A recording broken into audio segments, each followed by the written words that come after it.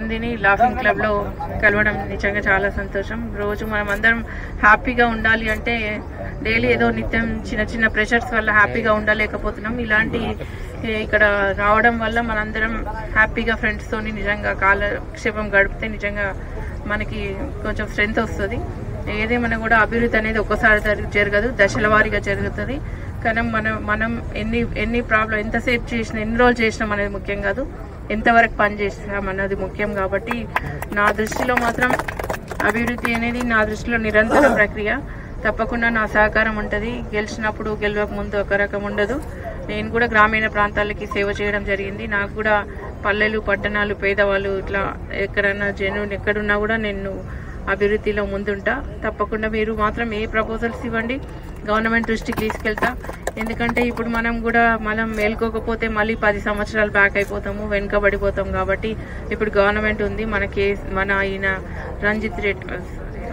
రేవంత్ రెడ్డి అన్న మన ఈ కాన్స్టిట్యున్సీ ఎంపీగా ఉండే కాబట్టి గతంలో గత ప్రభుత్వంలో ఎంత ప్రెషర్ పెట్టినా కూడా రేవంత్ రెడ్డి గారిని ఈ మెజార్టీ ఇచ్చి గెలిపించడం అంటే కార్యకర్తల కృషి. అది నిజంగా అతను ఇక్కడ నుంచి ఎంపీ అయినాకనే ముఖ్యమంత్రి అయినారు కాబట్టి తప్పకుండా ఈ ప్రాంతం పైన ఎక్కువ దృష్టి పెడతారు.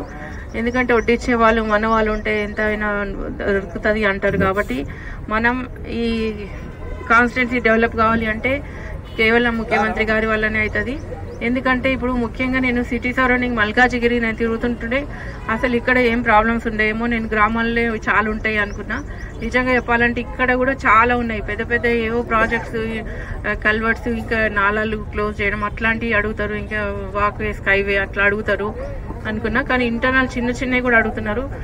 రోడ్స్ అడుగుతున్నారు, డ్రింకింగ్ వాటర్ అడుగుతున్నారు, బోర్స్, ఇంకా టాయిలెట్స్, ఇంకా ఇట్లాంటివి అడుగుతున్నారు. Buildings, community halls, schools, government schools ఇట్లాంటివి అడుగుతున్నారు. కాబట్టి ఇవి కూడా మనం మౌలిక సదుపాయాలు కల్పించుకోవాల్సిన బాధ్యత మనందరిది.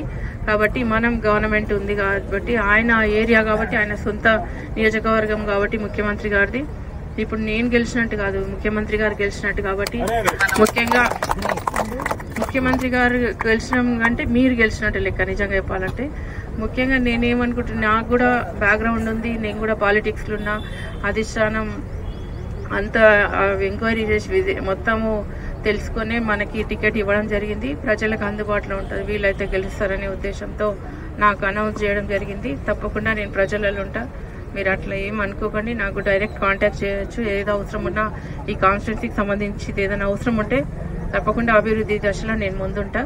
మీ అందరికీ రిక్వెస్ట్ చేస్తున్నాం. మనం ఇప్పుడు గెలిపించుకోవాల్సిన అవసరం ఉంది. హై మెజార్టీ కోసం మనం కృషి చేస్తున్నాం. ఎందుకంటే ఇప్పుడు 7 కాన్స్టిట్యున్సీలు అంటే తిరగడం చాలా కష్టము. కాబట్టి కొంత టైం ఇవ్వండి. మీరు కూడా ప్రతి ఒక్కరు హార్డ్ వర్క్ చేయాల్సిన అవసరం ఉంది. ఏదో మేము ఒక్కరం తిరిగితే కాదు, ఇంపాసిబుల్. అది షార్ట్ టైమే ఉంది. మాకు మొన్ననే 1 వీక్ అయింది అనౌన్స్ చేసి కూడా. కాబట్టి టైం లేదు. కాబట్టి ప్రతి ఒక్కరు కృషి చేయాలి, అందరు హార్డ్ వర్క్ చేయాలి. మీ కొలీగ్స్, మీ ఫ్రెండ్స్, మీ నేబర్స్ అందరు ఎవరున్నా కూడా అందరు చెప్పి దయచేసి మోటివేట్ చేయండి. ఎందుకంటే తెలియక ఏదో గత కొన్ని పార్టీస్ ఉన్నాయి, వాళ్ళు మతాలు, కులాలు అనుకుంటా, దేవుడు అనుకుంటా. అందరూ దేవుడు అంటే అన్ని పార్టీలలో ఉన్నారు. కాంగ్రెస్ పార్టీ అంటే రిలీజన్లో కానీ జెండర్లో కానీ ఈక్వాలిటీ ఉంటుందనే ఉద్దేశంతో గౌరవ ముఖ్యమంత్రి రేవంత్ రెడ్డి గారి సమక్షంలో ఆయన డేర్ అండ్ డైనమిక్ కాబట్టి నేను ఈ పార్టీకి చేరడం జరిగింది. కాబట్టి మీరందరూ సహకరించి అభివృద్ధిలో నా సహకారం తీసుకొని, గవర్నమెంట్ ముఖ్యమంత్రి గారు ఉన్నారు కాబట్టి మన రేవంత్ రెడ్డి గారు, ఆయన దృష్టిలో మనం ఇక్కడ హై మెజార్టీ ఇస్తే మనం నిజంగా అత్యధిక నిధులు తీసుకొచ్చి ఈ ప్రాంతాన్ని అన్ని విధాలా డెవలప్ చేసుకోవచ్చు. లేకపోతే మళ్ళీ 10 years బ్యాక్ అయిపోతాము. 6 గ్యారంటీస్ కూడా మా మహిళల కోసం పెట్టింది, చాలా సంతోషం. ఎందుకంటే చాలా మంది మహిళలు ట్రాన్స్పోర్టేషన్ లేక ఎక్కడికక్కడనే ఉంటుండ్రు. ఇప్పుడు ట్రాన్స్పోర్టేషన్ ఫ్రీ కాబట్టి చాలా పనులు, కొంతమంది విలేజ్లో నుంచి వచ్చి సిటీలకు వచ్చి పని చేసుకొని హైదరాబాద్ మళ్ళీ విలేజ్కి వెళ్ళిపోతున్నారు. కాబట్టి ఇంకా గ్యాస్ పథకం కూడా ప్రతి కుటుంబం సంతోషం వ్యక్తం చేస్తున్నారు. ఇంకా 2500 అనేది మా మహిళలకు గొప్ప వరం. ఎందుకంటే ఇంట్లో ఎన్నో ఫైనాన్షియల్గా చాలా ప్రాబ్లమ్స్ ఉంటాయి. అది కుటుంబంలో అందరికీ ఫైనాన్షియల్గా నిజంగా చాలా సంతోషకరమైన విషయం.